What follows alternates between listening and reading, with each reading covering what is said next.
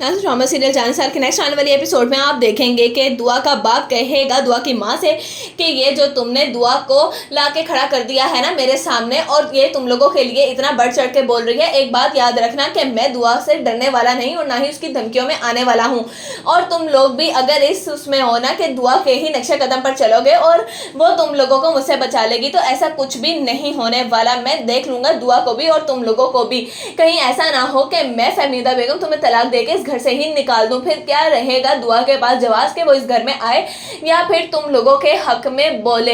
मुझे तो लगता है कि अगर तो तुम लोगों ने दुआ का साथ देना है तो जाओ और जाकर उसी के घर में रहने लग जाओ, क्योंकि इतना पैसा आखिर तुम्हारी बेटी के पास आ कैसे गया।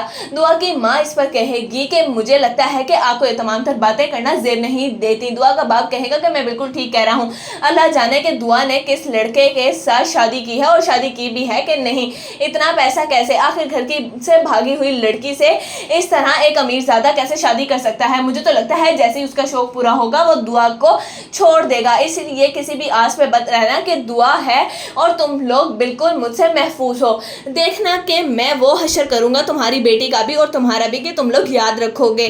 फिजा साथ ही कहेगी कि अब्बा अब तो देखे ना कि दुआ भी किस कदर खुशहाल है। मुझे नहीं लगता कि आपको दुआ के साथ अब मजीद नाराजगी पालनी चाहिए। मुझे लगता है कि आपको दुआ को अपना लेना चाहिए। कहीं ऐसा ना हो कि बाद में आपको बहुत ही ज्यादा पछतावा हो, वो अकेली और हम सब तो फिर भी एक साथ। दुआ का बाप कहेगा कि मुझे लगता है कि तुम्हें अपने घर जाना चाहिए और अपने घर पर ही ज्यादा फोकस करना चाहिए, और ये बात तुम्हारे ससुराल में ना ही जाए कि दुआ इस घर में आई थी, तो ज्यादा बेहतर होगा कि कहीं ऐसा ना हो कि सरफराज मियाँ को ये बात बुरी लग जाए और वो तुम्हें यहाँ छोड़ जाए। अगर तो तुम यहाँ पर रोती धोती आई तो एक बात याद रखना कि इस घर के दरवाजे जिस तरीके से दुआ के लिए बंद है उसी तरह तुम्हारे लिए भी बंद हो जाएंगे, क्योंकि तुमने मेरी नाफरमानी की है और तुम लोग दुआ से छुप छुप के मिलते रहे न जाने कब से। अब मैं तुम लोगों का